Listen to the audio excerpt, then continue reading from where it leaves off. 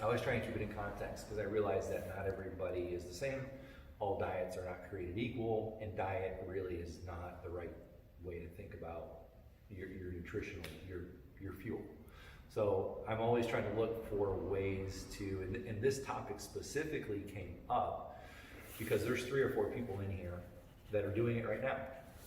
And so a couple things, they've gotten benefits. It's easy for them to maintain.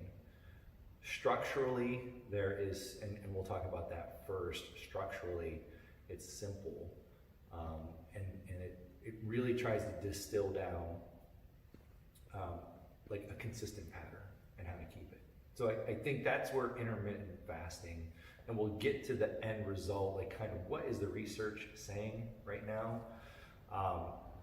It's not a fairly recent phenomenon. It's recent because it's in the news and it's in the checkout counters, but intermittent fasting has essentially been around for hundreds if not thousands of years because genetically we've gone through feast and famine.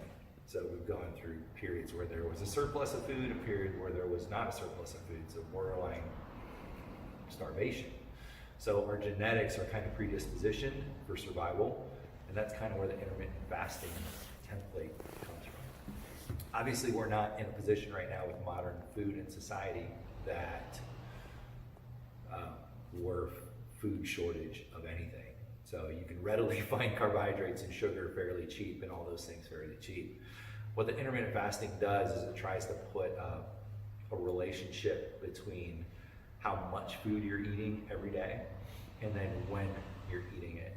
So a general nutritional outline is getting a certain amount of protein and fat and carbohydrates and eating throughout the day and eating healthy and eating these things. With the intermittent fasting, what you're trying to do is limit when your calories come in your day. So that's the first thing is if you're Googling on the internet and you're looking for intermittent fasting, like how do I even start? What I've found is that there's 5 or 6 clear outlines of intermittent fasting and what defines intermittent fasting. And so a lot of them are just ratios.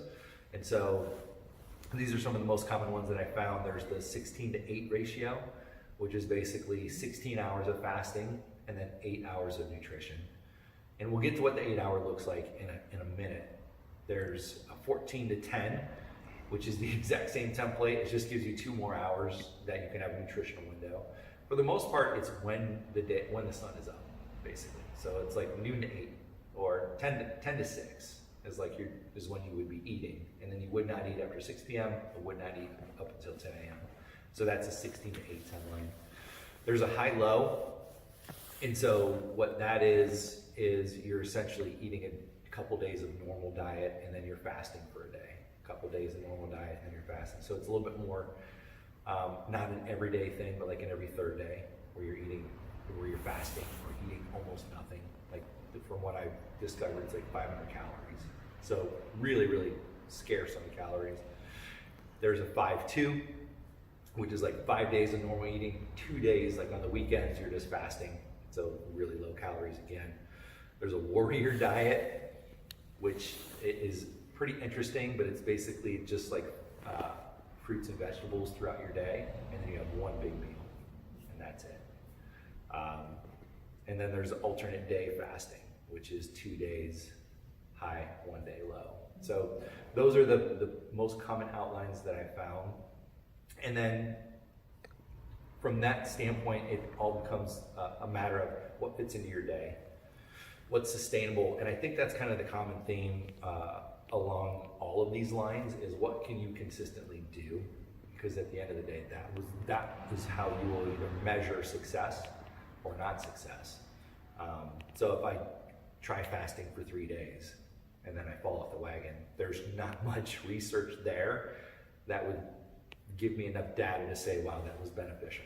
Like, I think this is something that you need to try for 4 months, minimum of 4 weeks. That given pattern. The given pattern, yeah. And so that at least gives you a long enough duration, February 1st to March 1st, what happened. Mm-hmm. It gives you a long enough snapshot to show results and to at least say, this worked for me, this didn't work for me. Generally speaking, and the next topic is just benefits. And so research, and this is like and granted, the research out there right now is very limited, so it has not been a highly researched topic in the grand scheme of things, like very minimal. And some of the research topics are really skewed because they have a really small sample size, or they have a really big sample size and they did it for a very short amount of time. So there's not a huge amount of data out there to really start putting together the meta-analysis of all of it. But generally, this is what they're finding, that there's been small to zero differences in weight loss compared to a normal healthy regimen. So that's generally what's out there right now. So you read that, that's not what you're gonna read first in the headlines, but most of the research out there is small to zero differences in what a normal diet pattern should look like. The average is 7 to 10 pounds over 8 weeks. So you're losing a pound a week compared to a normal, healthy, like weight loss plan. Mm-hmm. So very small to zero differences. The research has shown that there's a higher receptivity to insulin-sensitive individuals or insulin-insensitive individuals. So if you are, and this comes with a little caveat, if you are kind of like pre-type 2 diabetic, there's been some research to show some benefits to insulin sensitivity, meaning it'll help sensitize you to carbohydrate intake and you more readily use carbohydrates. Part of it is that you're starving yourself for 16 hours. So when you eat those first carbohydrates, your body's like, hell yes, give me some of those. And so you kind of heighten your sensitivity to carbohydrates. But I think that that's a huge net positive as far as it relates to fasting, because anything you can do to control blood sugar and help regulate blood sugar is a net positive for sure. There are some extremes out there too, and it just is based more on a low calorie diet. And so in the grand scheme of life, if I can be on a low calorie diet, by low calories, if I need 2,000 calories a day and I'm only eating 1,500, number one, can I do that for the rest of my life? Odds are no. But if you are on a lower calorie diet, you will live longer. And that is the end result of that as well. Now, I'm going to argue on the other side, if I'm calorie restricting most days, I'm going to be crabby and miserable and probably not generally happy, even though I might get an extra 5 or 6 years on the end of my life. So there is longer lifespan linked to lower caloric intake. There's also a longer lifespan linked to vegetarians and to people that eat less meat protein. So those two are linked. The other thing that I found is the benefit is just, it's an easy plan to follow. So in my brain, like if you came in and said, hey, I need a nutritional outline and I need this and I need that and this is where my body, this is how I feel better, I need these kind of carbohydrates, these kind of proteins and fats, we create a plan where you get your calories throughout the day. And not all days are the same. So if you wake up and you're training at 7 a.m., right? So you're gonna wake up and maybe you wanna have a little breakfast before you work out. So you have a little bit of maybe a protein shake and an apple, right? And then after workout, you have X, Y, and Z. And then after that, so it's a very methodical, thought through regimen where it's like every 3 or 4 hours you're eating something. And that's, for a lot of people, hard to do. And it's hard to maintain that. And so you get into these modes where it's really, really hard to eat these small snacks, little meals every 3 hours throughout your day. So in that regard, taking a big step back and looking at a fasting regimen, strategically, it's a little bit easier to follow. You know, you sleep in till 7 o'clock, you go throughout your day, you don't eat breakfast, and then your first meal's at 10 o'clock. If you're gonna eat from 10 to 6, that's your 8 hours, then that's your window. You have dinner at 6 and then you're done eating the rest of the day. So from my standpoint, like from a psychology standpoint, that's pretty easy to think through and follow. The other backside of that is that I would always still try to look at what fills your 8 hours. I mean, it can't be, well, I got 8 hours to eat, so I'm gonna eat as much as possible. And from what I'm finding, what the research says, that's not the goal either. The goal is to eat as many nutrient-dense foods as you can, because obviously you're only gonna have an 8 hour window to do it. So you don't wanna chase ice cream with, you know, some other sugar food. You wanna make sure that you're getting whole foods with good fats and good sources of protein. so that you're still designing a nutritional program and a regimen that would look like any other normal healthy diet plan. You're just trying to scrunch it into an 8-hour window. Tricky on some level, yes, but also in the same breath, it's that smaller window, I think, that a lot of people readily adapt to and find it comfortable to kind of live in that zone. So again, that's kind of like the big overview, like macro picture of fasting and hours and benefits or lack thereof, but also how everything kind of syncs and ties together. My next question, and if you have questions, just yell. But my next question on the sheet anyway is, how do I know which plan to follow? And from my perspective, and I'll just use myself as a case study, I know my body. Like I know, I've been doing this long enough that I know I work better on a lower carbohydrate diet in general. So I will eat more fat throughout my day than probably most people do. I eat lower carbohydrates. I eat very, not simple carbs, but I eat carbohydrates that are one ingredient. So oatmeal, sweet potatoes, green vegetables. Obviously they're not a huge source of energy, but they're a huge source of fiber. And that's about it. Maybe some rice every once in a while, and an apple. So it's a carbohydrate. Like those are my sources of carbs, but that's generally all I eat throughout the day. So my fat sources come from tethered to my protein, whether it's eggs, because I eat whole eggs, or fish, or chicken. So I'm primarily eating animal sources for protein, and then I'm adding vegetable sources for fat. So coconut oil, coconut milk, chia seed, hemp seed, stuff like that, peanuts, almonds, healthy fats, basically, avocado. And those are all high sources of omega-3 fats, which will help metabolism and immune system and all those things. So I just know if I was gonna pick one of those days, I mean, I would almost prefer to do like the patterned 8 to 10 hour window, where it's, for me, I know I would probably do 16 and 8. I wouldn't eat breakfast, which would be really hard for me to change, but I would just eat breakfast at 10 o'clock instead of 6 o'clock. And then let that guide my day. So, but I know that I can do that and feel fine in that window and be done. I have a student athlete who, what do you think of vitamins on top of? Yeah, so I don't necessarily think that's ever a bad idea. So we used to, and a lot of it depends like what your goals are and what you're trying to get out of your nutritional program. Sometimes, and you can say, all right, I want to lose 5 pounds of body fat, right? So in order to do that, I've got to limit some calories on some side. I need to find a calorie deficit in my day. How do I create it? Is it through a workout or is it through restricting calories?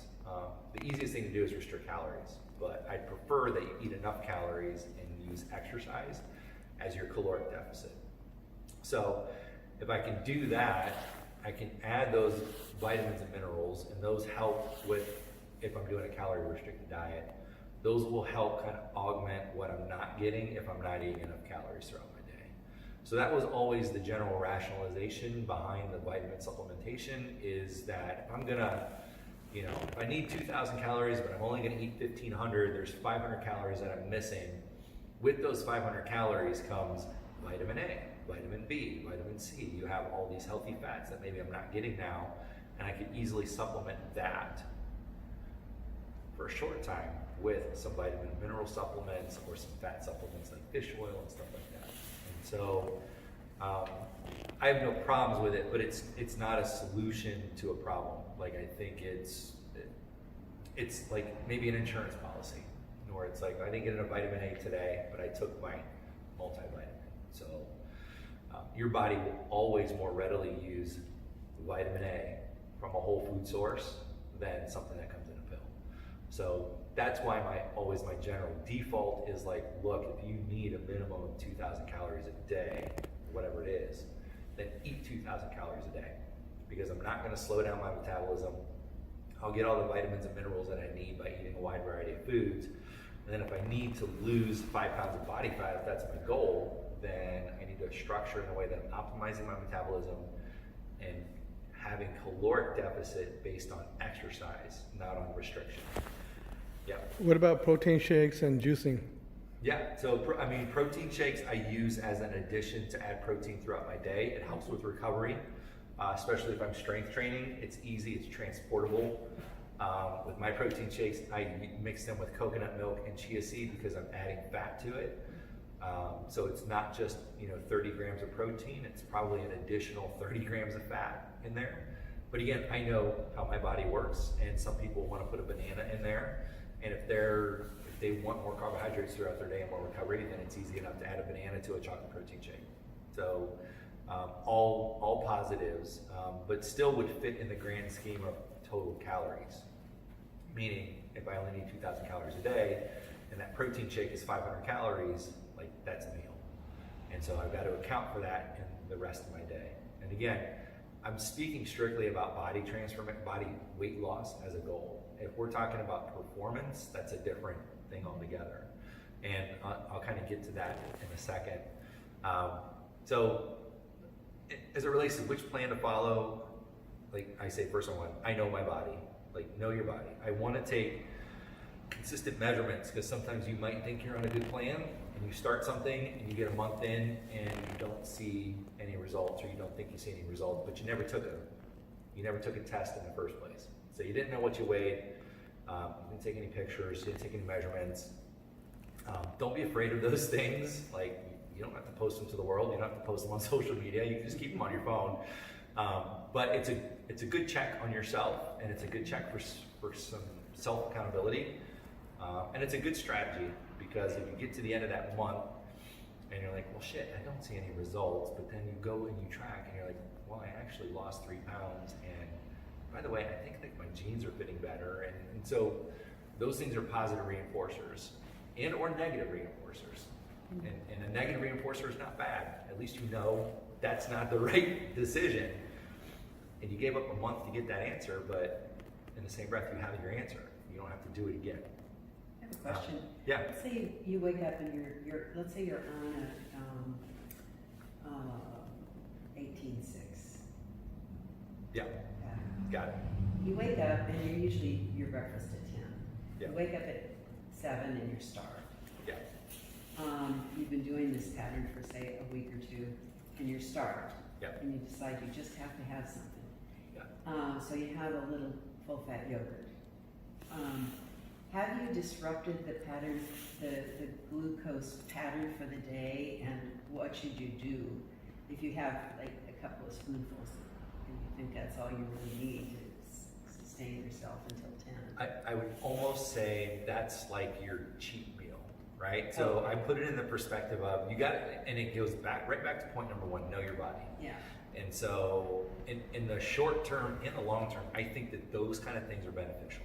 Mm-hmm. Meaning, don't be so regimented and so rigid with your plan that you ignore what your body's telling you, and that you try to get it to do something that it's not going to do.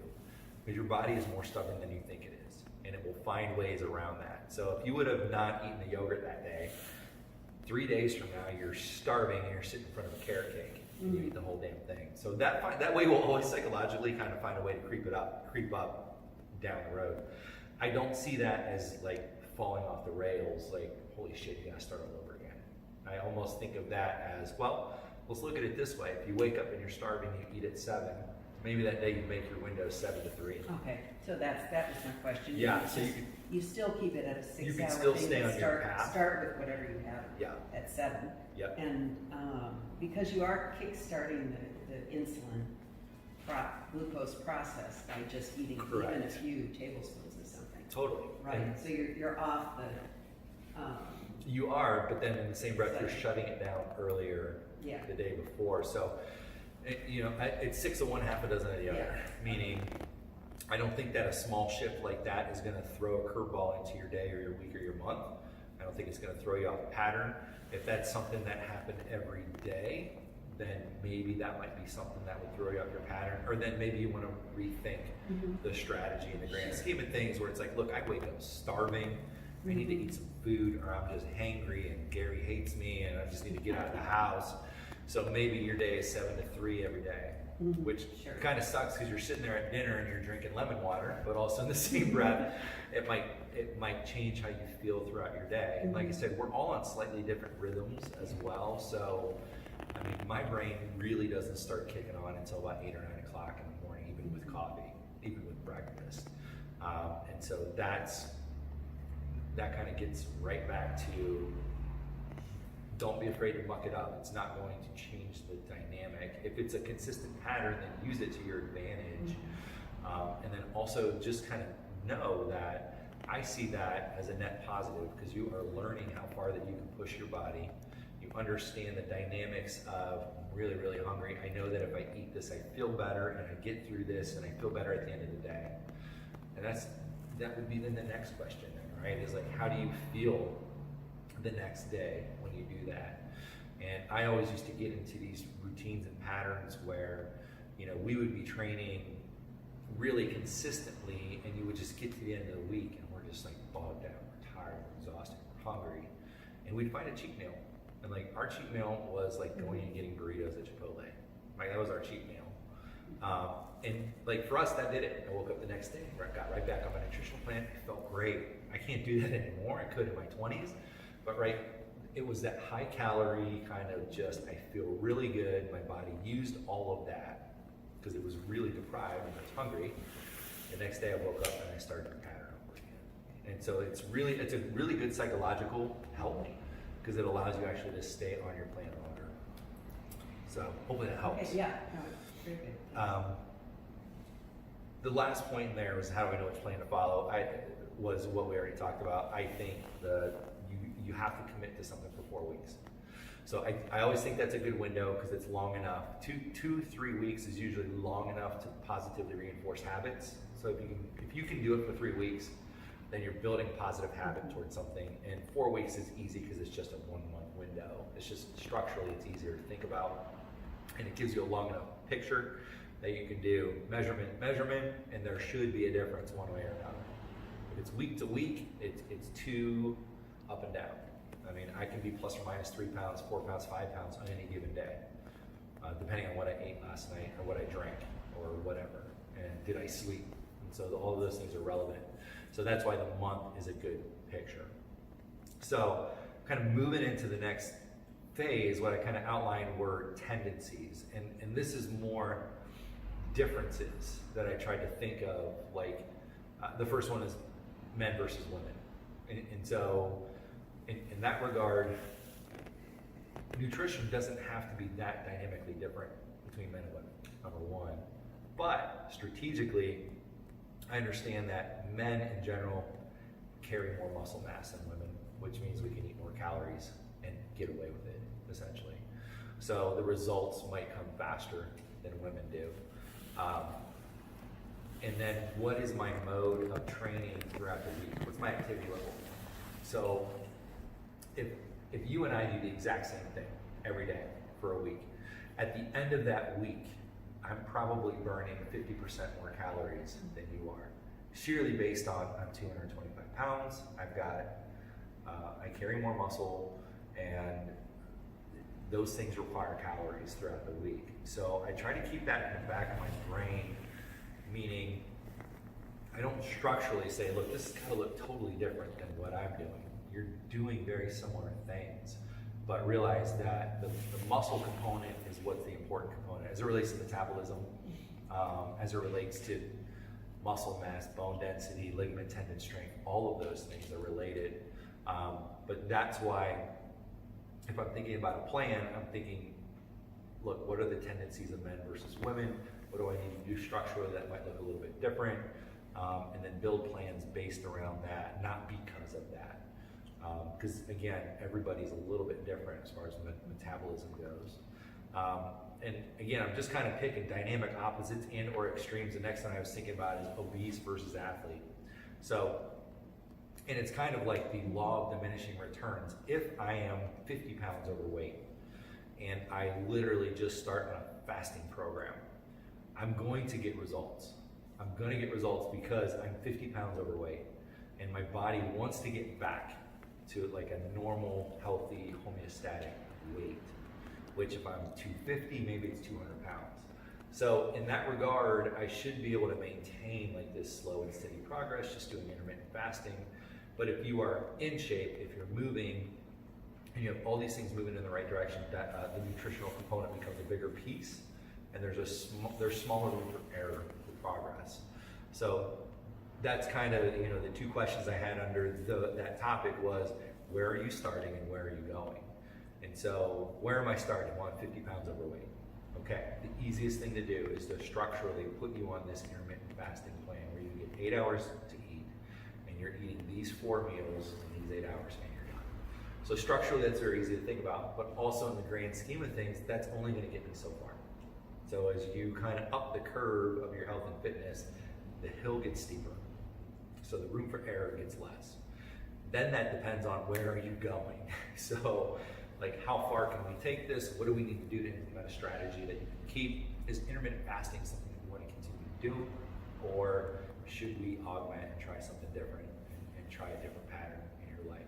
And so those things are relevant and they're related, and it's almost like, that's why I like the 1 month pictures, because you can kind of constantly check in with yourself and adjust and say, you know, February to March I did this, March to April I did this, April to May it was a plateau, May to June another plateau. Well, it's time to pivot. And what does that pivot look like? And that would be man versus woman, body weight composition, and all of those things. So then you would take that snapshot, add those variables, and say, let's venture here. So you can make an educated pivot towards where you should go.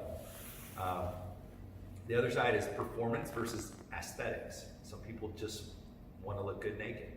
Some people want to be able to run 5Ks or lift 500 pounds. So that's the performance versus the aesthetics. But I think they're both related, meaning I think you can do them both at the same time, because we all want to be leaner, or I'm generally speaking, or we all have specific goals as it relates to that.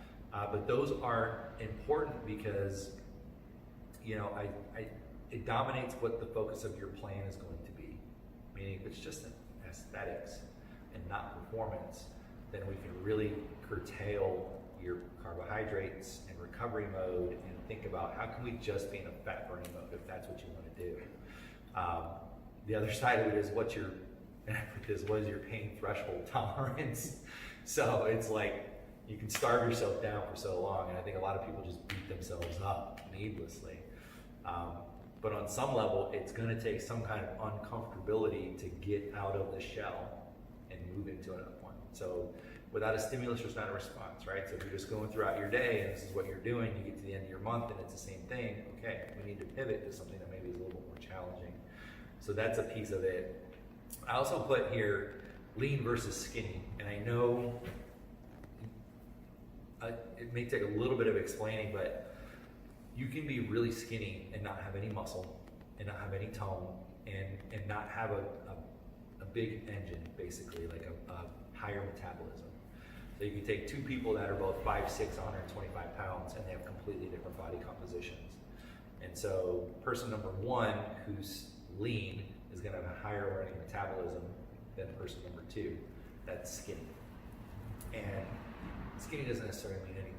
Right? It just means this person works out, she's heavier, or she's the same weight, but she has more muscle mass, so she burns more calories throughout her day. But how would that relate back to an intermittent fasting schedule as well? Like, how do you maintain that and keep your intermittent fast? Which link to that is your metabolism can be high or low. So in that regard, there's a lot of variables that go into that as well. And that's really, really tricky, and on some level, it's above my pay grade, because sometimes that could be thyroid stuff, it could be hormonal stuff, it could be stress management and stuff. So there's three big buckets that metabolism and all of those things are linked to. Stress, and they're generally so individualistic that it's really hard with short of a psychology degree to dig into some of that stuff. But those are real, and those are legit, and those are factors that will help progress or hinder progress. And a lot of it has to do with how we manage all those things in our daily life. Again, I always say I'd be better served with a psychology degree than a physiology degree, but that's a huge component of it. And then the last piece of that of those kind of tendencies, what you would think about before you got into like an intermittent fasting schedule is your insulin sensitivity. So, and a lot of times we don't know. And most people would not know. I always think of a couple variables, like if you eat a big carbohydrate meal, do you tend to fall asleep? So that would tell me that you're insulin insensitive, sorry. Meaning your body bogs down when you eat a lot of carbohydrate or a high carbohydrate meal. Do you get headaches and stuff like that from eating too many carbohydrates? Where do you store your body fat? So tendencies, men have a tendency to store their body fat if they're insulin insensitive around their waistline. So that's a pretty normal phenomenon as far as it relates to physiology, but it's a real determining factor in the carbohydrate intake, of how much you should have, and then how that is put into your intermittent fasting schedule.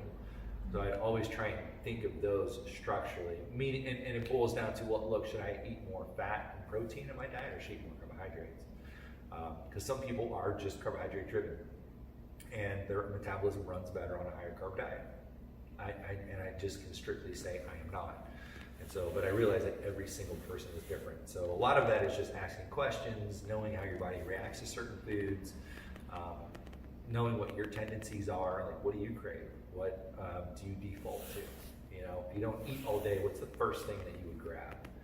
And so if it's carbohydrate, then, or sugar, then you're carbohydrate driven. And I'm not. Like if I didn't eat all day, I would go home and I would cook eggs, or I would grill out a steak, or I'd have something in that world. Like I would want protein and fat. So I know that that's what my tendencies are. So in that regard, I think all of those things are important, and that helps you kind of build this, right? So I want to partake in this intermittent fasting thing. Here's the plan I think that would work best. Here's what my genetic predispositions and tendencies are. And then through that, I can say, all right, I need X calories, and I can break it down into these 3 or 4 meals in my 8-hour window, and then ready to go. And so hopefully that kind of gives you a really good strategy, at least how to think about it. I mean, obviously I can help you every step along that way, but just like putting stuff together, and how would I start on it, and then how would I measure it, and what should it feel like, and what expectations should I set? And you know, first time trying it, as with everything, I would say if you're pretty adherent to it and buy into it, I would expect you to see pretty good results.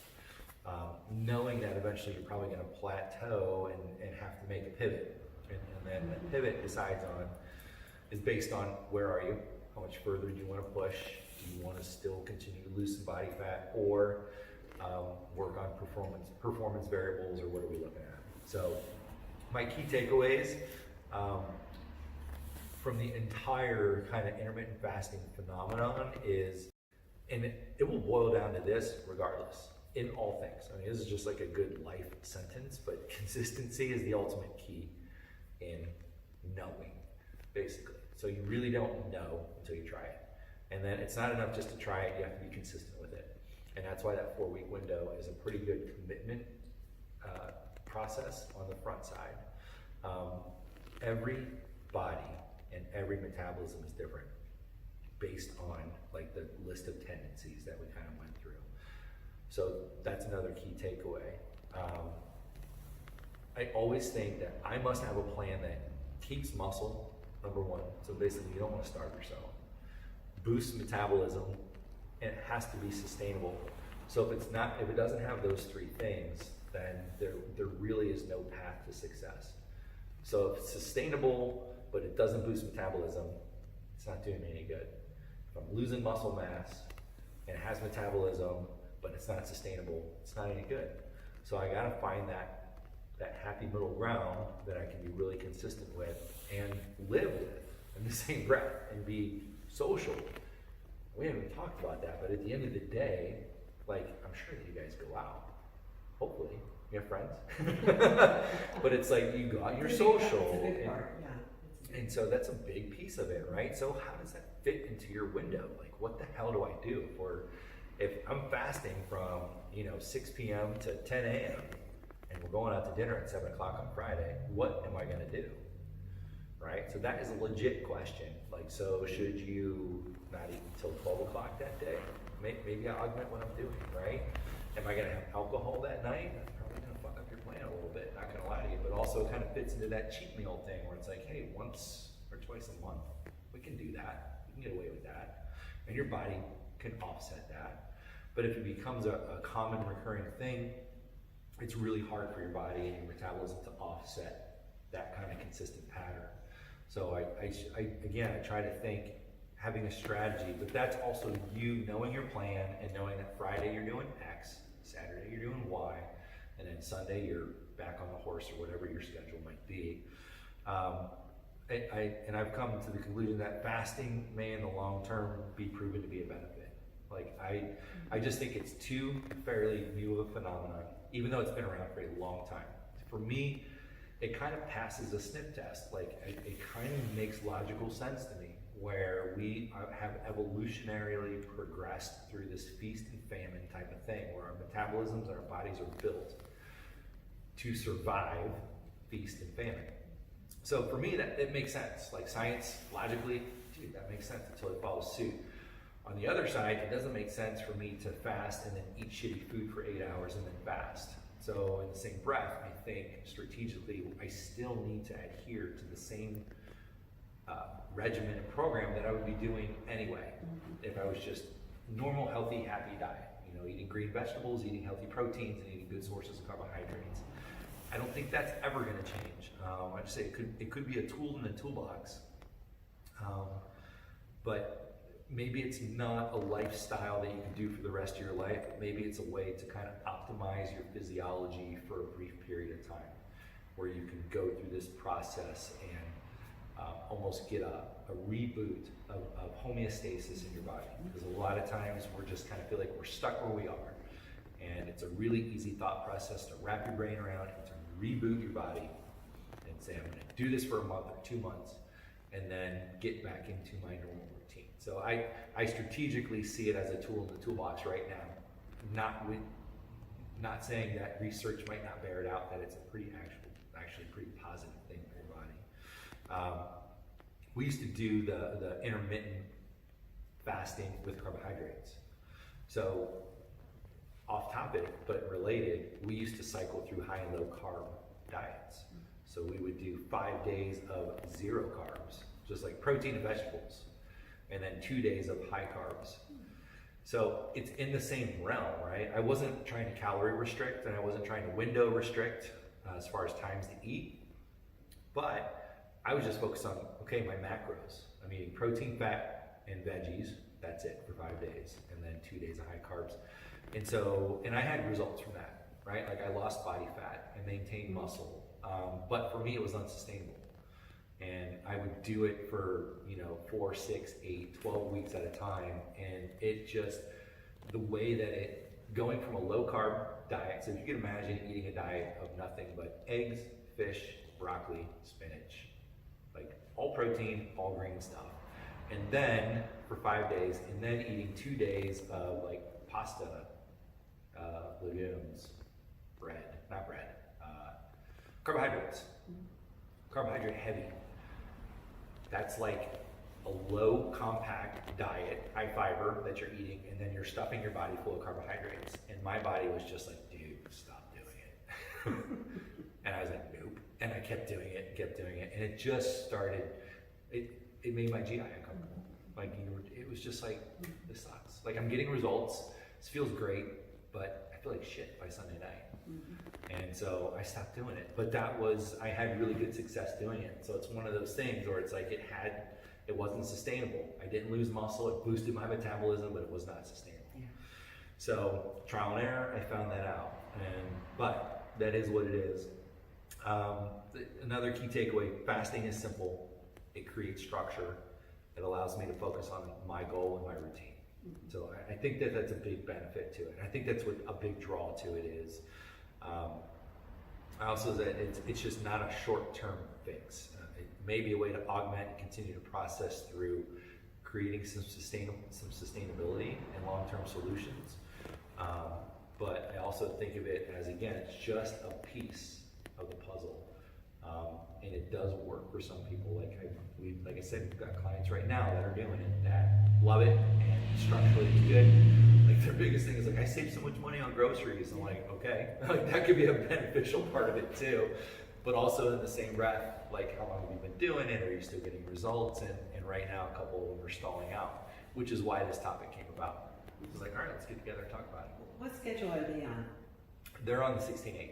They are? Yeah. Yeah, that seems pretty doable. I was just thinking what I might start off with. Yeah. The 24 seems compelling because I'd like to get down to 2 meals a day. I think I would need to get the protein that I feel like I need. Yeah. Have 2 good hearty meals a day. Mm-hmm. But that seems awfully close together to try to get them in over a 4-hour period. The 20 and 4. Yeah, Yeah. 20. So Mm-hmm. I don't disagree with you, and that's for me also. That's a long time to wait. to go without food Yeah. consistently, and I think I do think on that 4-hour window you would be definitely in a caloric deficit for one.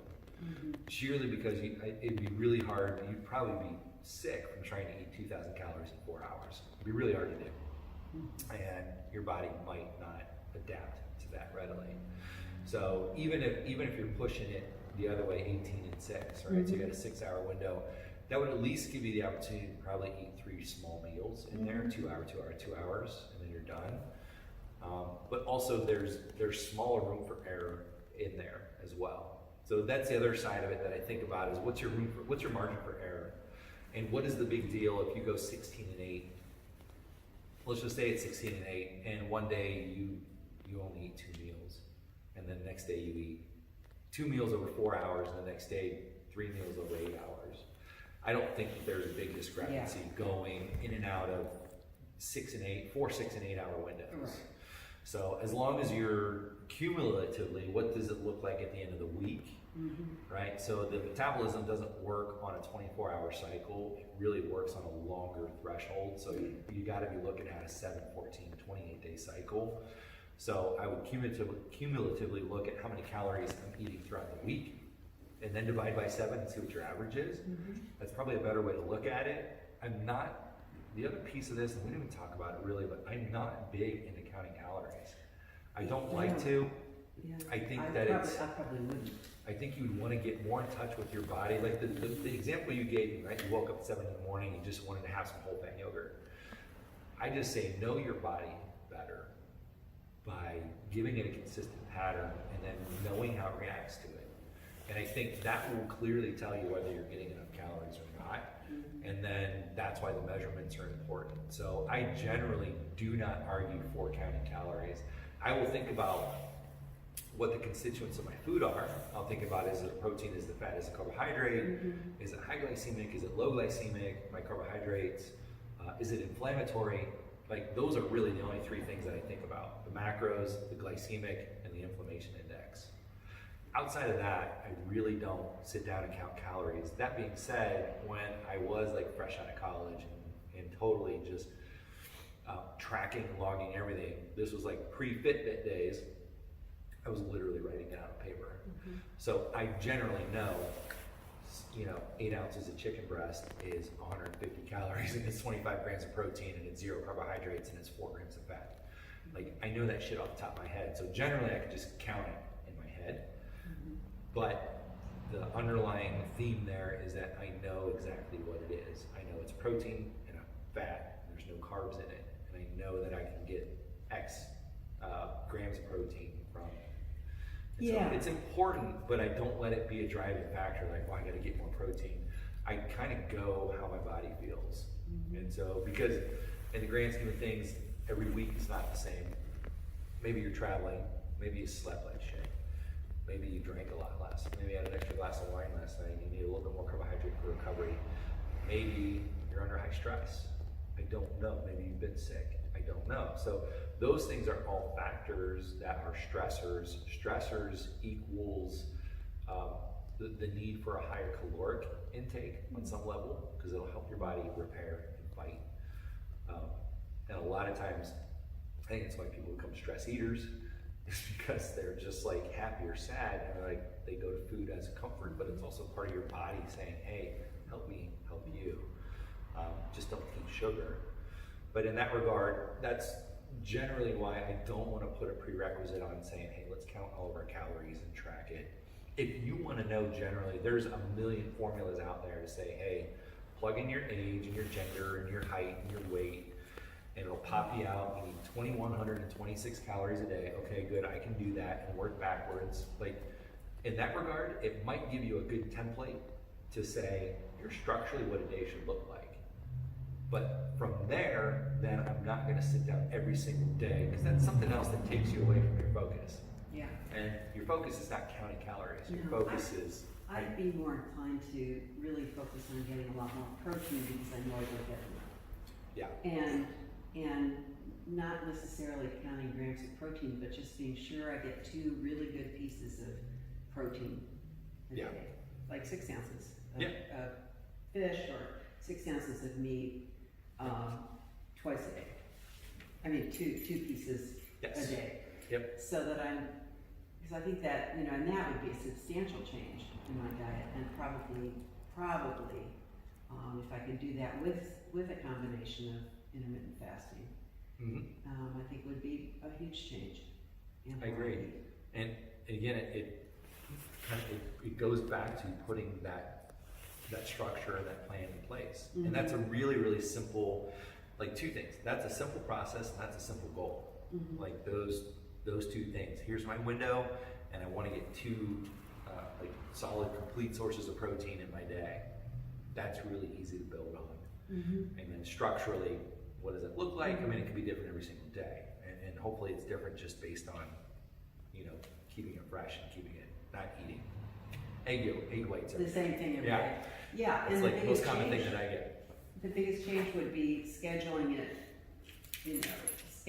for a little bit later lunch and a dinner, Yeah. and just omitting the breakfast, Yeah. which I can do for the most part. Yeah. So that's the intermittent fasting part of it, I think, Yeah. which seems to make sense based on what you described as the possibilities. I agree, and I think just like I said, logically to me, it passes a sniff test on a lot of different areas. And what you're doing with it doesn't psychologically. How do you want to think of it, right? So I don't want to say diet again. I just want to say this is a lifestyle. This is a plan. But logically, what does it do? By not eating, you raise your body's sensitivity to food. And so when you eat that protein source and that carbohydrate source, it's almost like you're a sponge and you squeezed everything out of that sponge. Now put that sponge in water and it soaks everything up. So your body is like that. Basically, you're squeezing everything out of it over the 16 hours that you're not eating. So then when you do have that window to eat, your body is optimized to use the protein, the carbohydrates, the vitamins, the minerals, the nutrients to do what they're supposed to do, as opposed to eating longer durations throughout the day, or run the risk of, the biggest thing is just eating small meals throughout your day, but then 2 of those meals are really big. So that's the flip side of the coin, where generally over portion control and size becomes a real problem on one side. Where great, it's healthy food, but it's also 1,500 calories. Like I'm eating whatever it is, like let's just say it's a piece of fish with some rice, and in that rice I've mixed in some coconut oil or butter, and so I've added all these things to the mix. Like those are healthy, those are great, but it's also 1,500 calories because I'm starving, as opposed to, well, this is my window and I'm done. So if it's a 1,500 calorie meal, then I'm done. I'm not going to eat anything else the rest of the day. When you're eating smaller meal plans, maybe you have a big meal in there, you're probably still going to eat again after that before you go to bed, because there's no parameter on it, and maybe you're hungry by the time you go to bed. But if you have this governor where it's like, okay, you're done at 6 o'clock and you're hungry, and that's why it's like, what's your pain threshold on that side? Because sometimes you get to 10 o'clock at night, you're like, dude, I'm just starving. Go to bed. Go to bed. But again, I can tell you and I will tell you, a lot of people won't say this anymore. I don't know if it's politically correct, but there's a lot of people, a lot of trainers out there that would used to say, go to bed hungry. Just go to bed hungry. And you look at them like, why? Why? I'm starving. Yeah, just go to bed hungry. You're trying to lose weight. Go to bed hungry. And they will say that. And that's what I was taught. I don't generally say that anymore. I would generally say eat a small protein meal before you go to bed. Something that's not going to sit in your stomach. The biggest thing, and I learned this from an old strength coach back in Cincinnati, he used to eat eggs before he went to bed because they're a long, sustainable burning protein. It takes a while for them to get through your body, but they're the highest bioavailability of protein, so they're very, very good for you. And there's no carbohydrates in them, so you're not going to eat. Let's say if the egg was all carbohydrate, your body would just break it down and be like, okay, what are we doing? Are we going to go for a run? And you're going to bed. So you would store those as body fat because you're not going to burn them off. But eggs are different because it's a protein fat source and they help recovery. So that was always what I recommended, was just have a couple eggs before you go to bed, and it's not going to sit in your stomach. It's not like a carbohydrate. It's really easy. It doesn't give, it generally won't give people indigestion, really, that I found. Unless you have an allergy to them or something like that, but that's a whole different topic. But, you know, just thinking about, again, how does that fit into my life? And is it going to derail the train? Well, I'm hoping I do double up on my protein, which 6 ounces would be doubling up on my protein for a dinner meal at 6 o'clock. Are you doing any kind of intermittent fasting right now, or are you just Well, I kind of don't. eating? I have tried it on and off. It's easy for me to skip breakfast, so basically just have a light lunch. But that's where I've kind of fallen off. I think instead of having a light lunch now, I think what I'm going to do is to try to increase my protein at lunch instead of just having a cup of soup. Yeah. I'm going to try to have a really substantial protein-based lunch and protein-based dinner. You know, very, very low carb, lots of veggies, salad, and not worry about the fats at all. Just go ahead with that. Yeah, I agree. And fats have gotten a bad rap for a long time. I am so over it. It's just like, I eat fat throughout my day, and I always tell everybody, like, I probably eat six or 8 eggs a day. I cook with coconut oil, and I use like not regular butter, but like pasture raised butter, like legit butter for So good. ghee, and then olive oil if I want to saute anything. But I honestly, like, I grew up Italian. I've had enough olive oil in my life. So it's printing. That might finally be printing. I actually prefer coconut oil, and coconut oil is a saturated fat. That's a whole different topic. We can come back and talk about fats, but coconut oil is solid at room temperature, so it's a saturated fat, but it's a medium chain triglyceride. It's not a long chain or a short chain. So the short chain triglycerides are the fats found in animal sources. So in flank steak, right? So anything that's, you see the fat in it, that's a short chain triglyceride. The coconut is a medium chain triglyceride.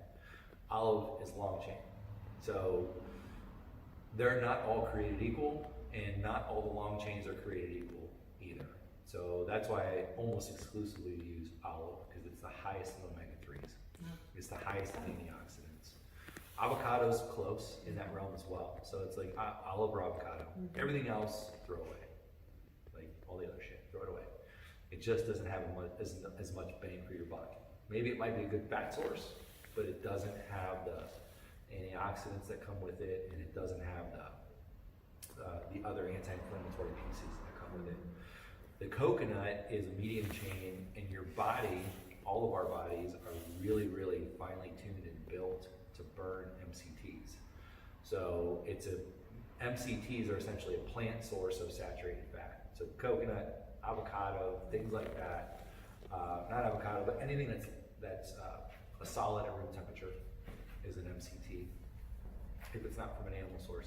It goes down a different metabolic pathway. Our body does not store that as fat. It actually helps to improve your metabolism. So it burns more efficiently. It's like a really clean burning fuel, is how to think of it. So, and it's a good flavor from my side too. Like, I like cooking with coconut oil because it tastes great. Like, it Megan. I brought that up because Megan put a tablespoon of coconut. I didn't eat the rice, but we had teriyaki chicken last night. I grilled the chicken and made the rice for the kids, but put in some coconut oil in the rice, and Lucia was just like shoveling that stuff in. She loved it. Again, I look at that as like a good source of fat for her, right? Growing a child, like she needs plenty of fat and protein and carbs, so she eats it. But that's generally what I try to default to. So, you know, it is what it is, and on some level, it kind of gets back to what we first talked about, was like, you gotta live a little bit. Like, yes, we go out to dinner, and yes, we do grill out and do cheat meals and eat pizza. I think we were here for the Super Bowl, we ordered 3 pizzas from Pagliacci, so gotta live, but also in the same breath, I'm trying to, my biggest thing is I wanna maintain my body weight, I wanna maintain my energy. I know that I feel better when I eat this way, and at the end of the day, I would rather be that and not eat things that might give me a short-term high because they taste great. So I'd rather not do that. I'd rather just feel better and feel lighter and feel healthier as opposed to eating like shit. So that is my general default, basically, which is not a lot of people's general default, but I see that as being a primary goal of this industry and this business, is to help people feel better. And nutrition is a big piece of that. I just had a client come in this morning, and like his first words out of his mouth were, "I want to lose my gut." I'm like, all right, well, let's talk about your nutrition. He said, "Well, can I just do some cardio?" I'm like, no, like, you have to eat well, you know? So that will always be the first thing out of my mouth is, what are you doing? What are you eating? And then figure out that plan. Then you can add the strength. Like what we do for our strength is huge for your week. Like that will keep your metabolism boosted. That'll keep your brain tied to your body. It has so many positive net benefits on the metabolic side and on the physiology side and on the psychology side. And then if you want to add other activities, I know you golf, I know you do those other things, like those things are great, but they all work with each other. Like they shouldn't work against each other. Because if they do, then you've got to kind of, you at least feel like you're sacrificing something to do something else. Like all of these things should sync. And so your nutrition should work with your strength, should work with your life. And so if those things work, then you're on a good path. And then it becomes, well, I've plateaued. Then it's like, okay, let's sit down and have another conversation and really dig in. Like, you've done this, you've tried this, let's pivot because of this. And make a really solid, educated decision moving to your next phase. So, but the better you know your body, the better you are. Like you eat this, you felt like this, okay, let's not do that anymore. Kind of like the high carb, low carb thing. It's like, yeah, it didn't work for me. It might work for you, but this is what I found and this is what I discovered. And so it's just an easy way to kind of think about a strategy. And so from my standpoint, that's why I did the topic, because I thought more people would want to talk about it. So It's a great topic. And it is becoming more popular, so I'm sure a lot of people will be interested. maybe we'll do it again in a few months. Yeah. Good. Well, I appreciate it. Cool. I got a lot. Go. Hey guys, I just wanted to thank everybody for coming out. And real quick, if you have any questions or comments about the presentation or anything that we covered, please always feel free to reach out. Leave it in the comments below. And for future reference, we're going to be continuing this progress, continuing this program the second Saturday of every month. So just keep checking out for updates. And again, thanks everybody for coming, and look forward to seeing you soon.